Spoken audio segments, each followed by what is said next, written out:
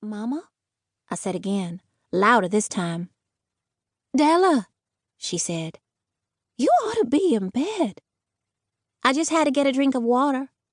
I wiggled my toes against the bare linoleum floor. It was sticky where it hadn't got cleaned up enough after Miley threw her sippy cup down there when she pitched a fit about going to bed. Where sleeping was concerned, Miley pitched a lot of fits. "What are you doing, Mama? Don't you want to be in bed too?" No. I inched into the kitchen a little at a time, keeping my feet away from the seeds all over the floor and reaching for a clean glass from the cupboard.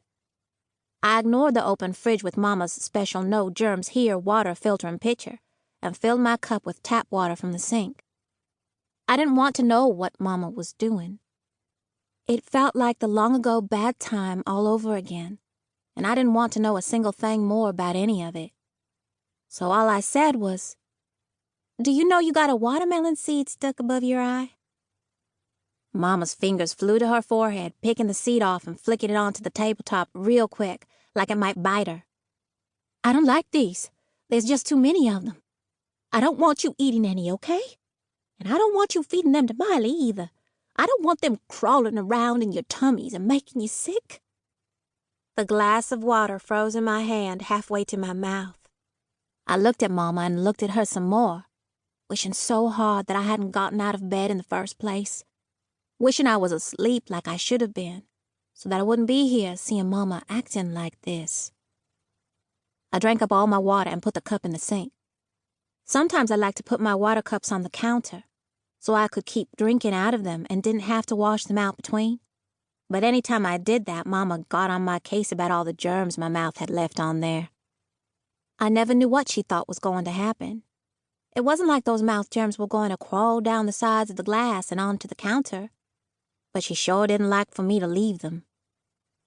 "Listen," I said, taking a deep breath and pretended I was talking to Miley instead of to Mama. More than anything, I just wanted to go back into my bed and close my eyes and pretend I'd never come in here in the first place. But I knew I couldn't do that without it eating me up from the inside. Mama needed me. "I'm going to close the fridge door now, okay? And then I'm going to help you clean up the watermelon. And I think you should go to bed. Otherwise you'll be tired at church tomorrow. And I know you don't like that." What Mama really didn't like was when I was tired at church. But she didn't like being tired herself either, because she said it turned her into a mean green mama monster. Sure enough, Mama frowned. "Why are you still up, Della?" she asked, like I hadn't just told her a minute ago. "You need to be in bed, honey." I sighed. "I know. I'm going there right now. You gonna come to bed too?" Her eyes snapped back to that plate of watermelon, and her fingers started up again with the knife. The seeds made wet little taps on the table as they hit it. Tap, tap, tap, tap, tap. "No," she said, and I felt my shoulders jump a little, because she was so loud she was almost yelling. "I can't go to sleep tonight. I need to take care of this watermelon." I heard a door open down the hallway, and Daddy came out, looking tired. His feet were bare, and his hair was sticking up all over his head.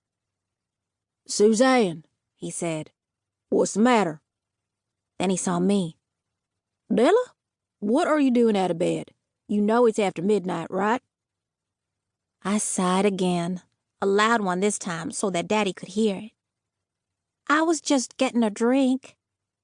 It was Mama I was mad at, but I couldn't stop that mad creeping across the kitchen toward Daddy anyway. "Is that not allowed in this house anymore?" "Don't sass," said Daddy, but he didn't sound upset. He never sounded upset. That's one of those things about my Daddy. He's so calm and quiet that you can hardly hear him talk sometimes. "Did you get your drink?" "Yeah. Good night." I didn't look at Mama again, but I could still hear those watermelon seeds tap, tap, tapping on the table as I walked down the hallway. "Suzanne, please come to bed now," Daddy said as I opened my bedroom door. Can't go to sleep. Too busy." There was silence behind me. I pictured Daddy pushing his calloused white fingers through his brown hair.